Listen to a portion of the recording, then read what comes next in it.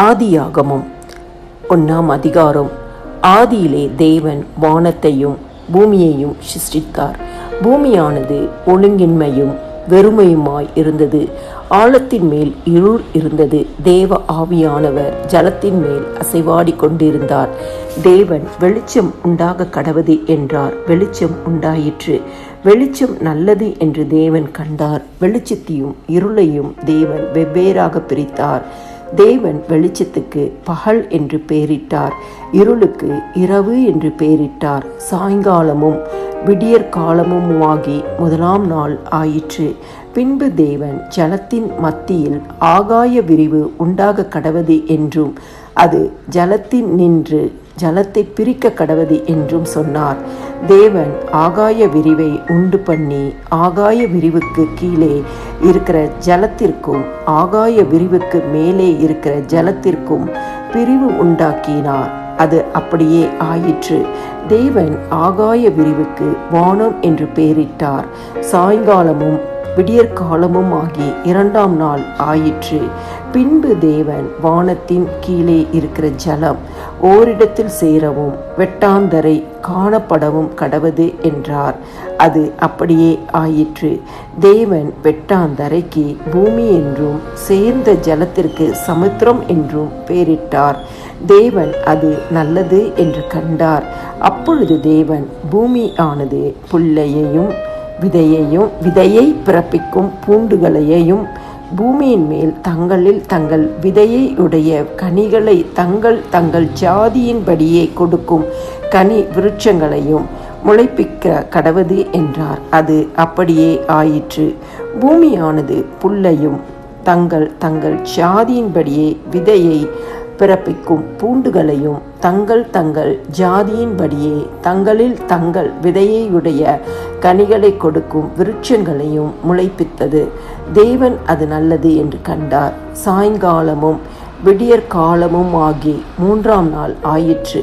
பின்பு தேவன் பகலுக்கும் இரவுக்கும் வித்தியாசம் உண்டாகத்தக்கதாக வானம் என்கிற ஆகாய விரிவிலே சுடர்கள் உண்டாக கடவது. அவைகள் அடையாளங்களாகவும் காலங்களையும் நாட்களையும் வருஷங்களையும் குறிக்கிறதற்காகவும் இருக்க கடவது என்றார். அவைகள் பூமியின் மேல் பிரகாசிக்கும்படிக்கு வானம் என்கிற ஆகாய விரிவிலே சுடர்களாயிருக்க கடவது என்றார். அது அப்படியே ஆயிற்று. தேவன் பகலை ஆள பெரிய சுடரும் இரவை ஆள சிறிய சுடரும் ஆகிய 2 மகத்தான சுடர்களையும் நட்சத்திரங்களையும் உண்டாக்கினார். அவைகள் பூமியின் மேல் பிரகாசிக்கவும் பகலையும் இரவையும் ஆளவும் வெளிச்சத்துக்கும் இருளுக்கும் வித்தியாசம் உண்டாக்கவும் தேவன் அவைகளை வானம் என்கிற ஆகாய விரிவிலே வைத்தார். தேவன் அது நல்லது என்று கண்டார். சாயங்காலமும் விடியற்காலமும் ஆகி 4ஆம் நாள் ஆயிற்று. பின்பு தேவன் நீந்தும் ஜீவ ஜந்துக்களையும் பூமியின் மேல் வானம் என்கிற ஆகாய விரிவிலே பறக்கும் பறவைகளையும் ஜலமானது திரளாய் ஜனிப்பிக்க கடவது என்றார்.